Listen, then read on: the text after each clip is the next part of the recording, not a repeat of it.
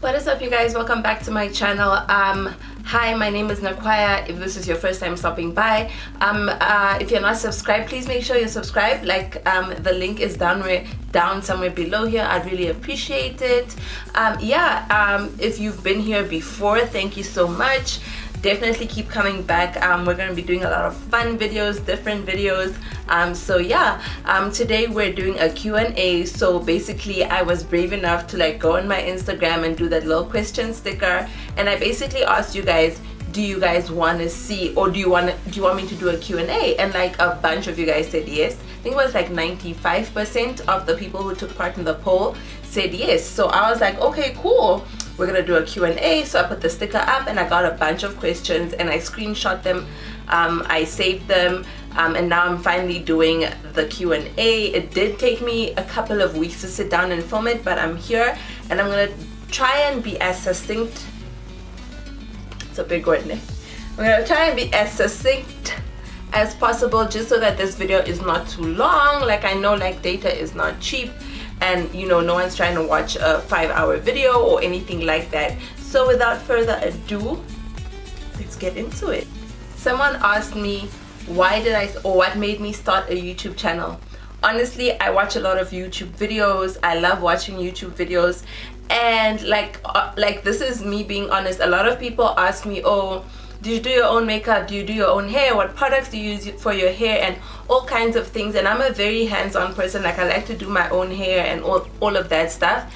I mean, I'd literally have people stopping me in the street, in the mall, asking me something, just striking up conversation. So I figured, why not? And also, I am a bit of a creative. I love creating things, and I really found that YouTube has really helped me channel that. So for me, it's really, a lot of it is a hobby. I enjoy it. I enjoy putting things together. I enjoy editing, and I just enjoy the whole creating process. So it's not just about, oh, I'm on YouTube and stuff. I actually do enjoy putting the whole show together, if I can say that. So that was really one of the main reasons why I started my YouTube channel, to share information. I love watching reviews and stuff. Even before I started YouTube, I used to have a blog, and I used to be a part of a lot of beauty communities where we just share reviews and share beauty information. So YouTube was just naturally the second or the next step of the progression, and then someone asked,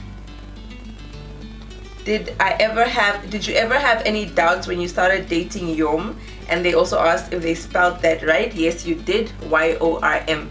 I never had doubts about Yom as a person. It was just that, as you guys know, he's from Ghana, I'm from Namibia, and it was just, for me, my biggest doubt was, just finding for us being in the right place at the right time to make a relationship work. For me, that was the biggest doubt. Next up, how did you know that he was the one? I don't know, I just knew, literally from the very beginning, both of us, we really clicked, and we've just always been close. Even before we're formally dating or whatever, we'd always been close. Literally, when things something would happen in my life, I'd pick up the phone and he would be the first person I'd call, and really just the way he speaks to me, and when I'm in a situation or whatever, going through something, the way he just kind of oh guys, I'm sweating because it's so hot in here and I don't want to put on the fan because it will be too noisy. We've just had such a great bond and a great relationship. I kind of just knew, but at the same time I also knew that this is the type of person I see myself with. Yom is the kindest person. He's such a good person.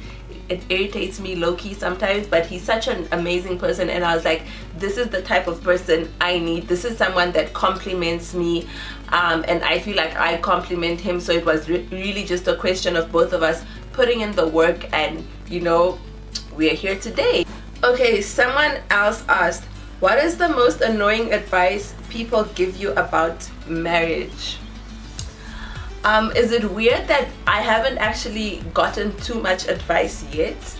I once, okay, this wasn't given directly to me, but it was given to someone who was getting married, and I was in amongst the people, and it was really, this person was basically saying marriage is about tolerance, and being a woman you should just tolerate, which I thought was just a bunch of, you know, crap, because I feel like there's no need for you to tolerate anything.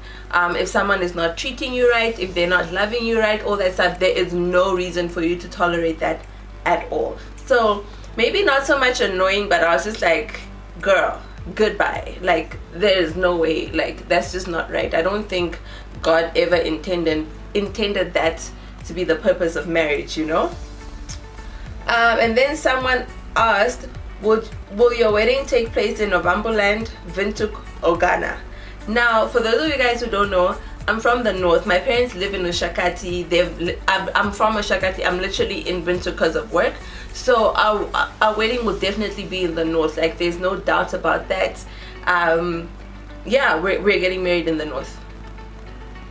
Then someone asked, when is the wedding? Are we invited? And why don't you post weekly? So first of all, the wedding is, I don't want to actually tell you guys, just because I feel like for me that's something that's super personal, like the actual wedding. But let me tell you that it's this year. It's gonna happen this year. And are we invited? Look, if you find yourself in the north and you happen to know where it is and when it is, look, I'm Vambu. We will find you a place in my parents' homestead. We'll find you a place, so come through.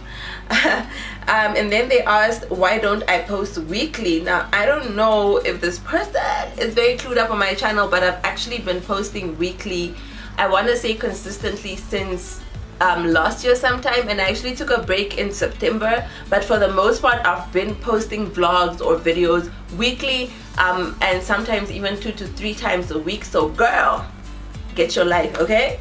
Get your life and catch up on these videos, because they do come through on a weekly basis, you guys. And if they don't, I usually let you guys know, or, you know, I apologize for it or something.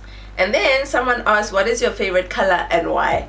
I actually like pink, guys. Like pink, like, I don't know, it's just, for me, it's just a fun, happy color. I know it's girly or whatever, but I honestly couldn't care less. I am a girl. Okay, someone asked me, was law your first choice? Yes, it was. I did not have intentions of studying anything else. I did apply for other things, but it was just like, in case I don't get into law, in case law is not for me. But law was my first choice, always. And then someone asked, do you recommend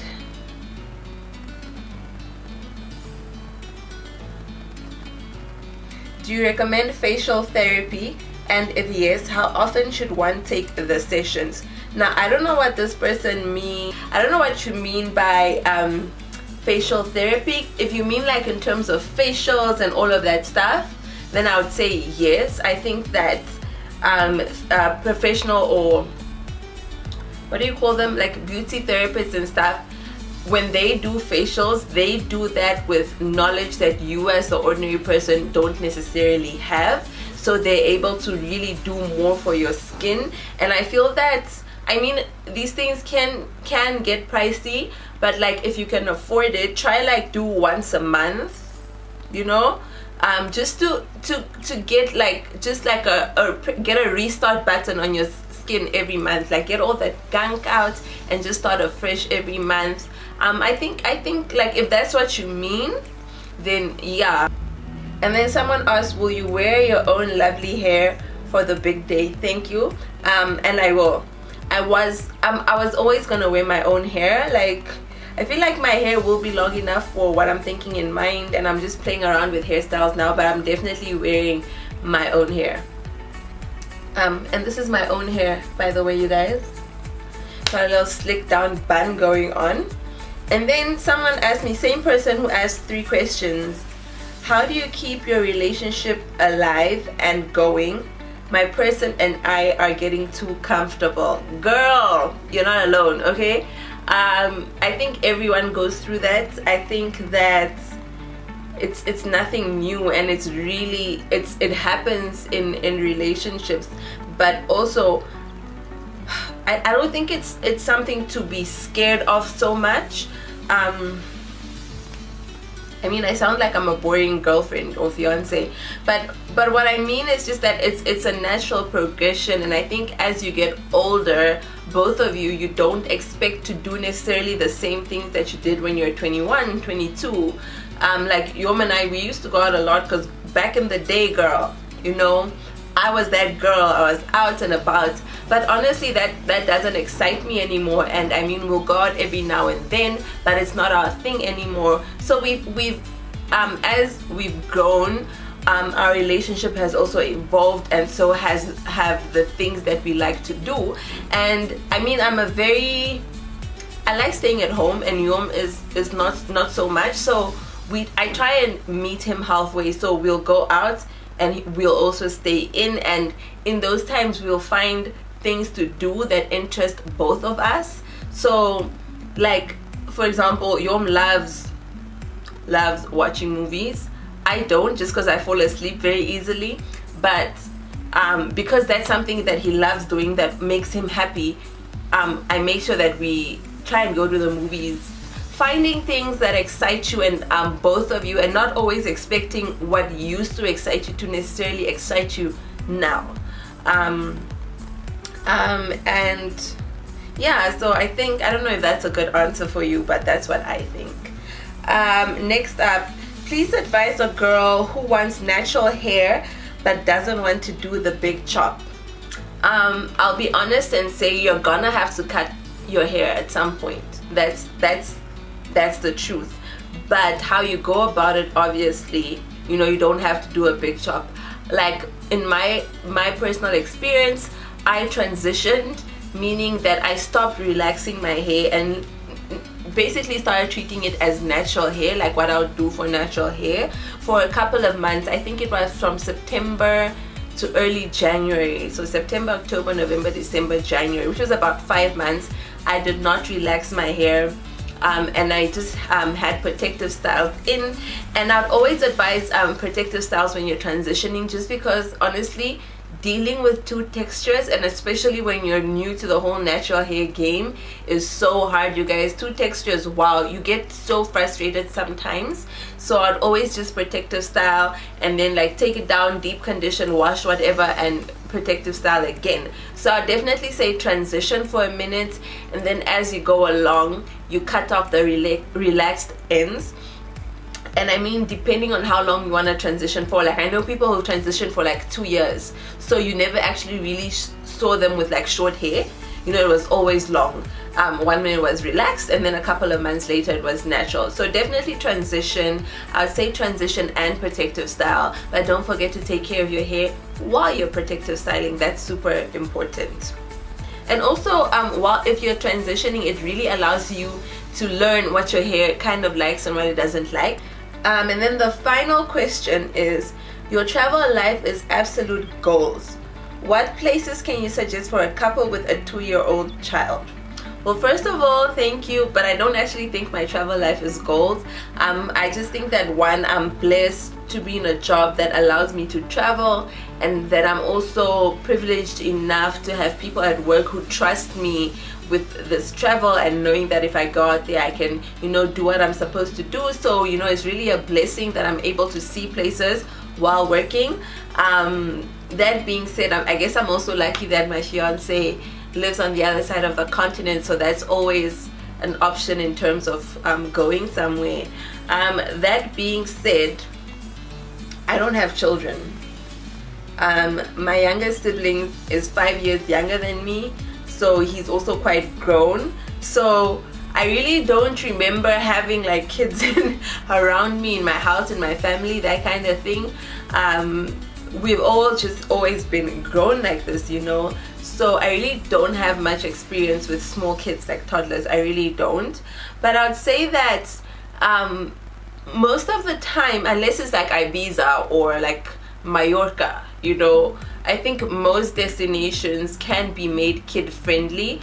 You just have to do your research, see if the resorts that you're booking are child friendly, and look at the type of activities that are available. I think any place really can be made child friendly. You know, you just decide. Like for example, when we were in Cancun, we by accident stayed at the family friendly resort, whereas we had wanted to stay at the adults only one that was across the road. So you always find that option. So you just have to do your research, like literally plan. Like I'm a planner, like I plan things out to the T. So I think anywhere you can literally go, I feel like you can go anywhere with a kid. Just plan it, because there are always options for families. I believe they always have the family option. So yeah. Okay guys, so that was it from me. Those are the few questions that I'm gonna be answered, or I answered. Thank you guys so much for, you know, sending those in and kind of just participating in this thing. I honestly thought I wouldn't get any questions but I got a few, and I'm super grateful for that. But yeah, that being said, thank you so much for watching, and I'll catch you guys in my next video. And before you click off on here, please make sure you're subscribed. Catch you guys soon. Ciao.